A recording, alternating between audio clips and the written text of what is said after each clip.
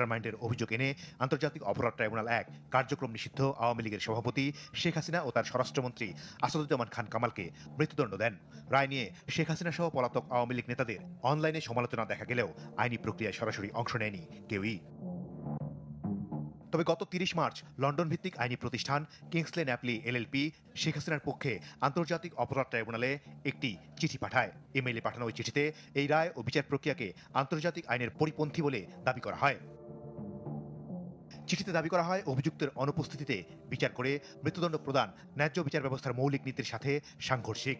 এতে আত্মপক্ষ সমর্থনের সুযোগ এবং নিজের পছন্দের আইনজীবী পাওয়ার অধিকার লঙ্ঘিত হয়েছে। এছাড়া ট্রাইব্যুনালের এখতিয়ার, বিচারক ও প্রসিকিউশনের বিরুদ্ধে রাজনৈতিক পক্ষপাতের অভিযোগও তোলা হয়।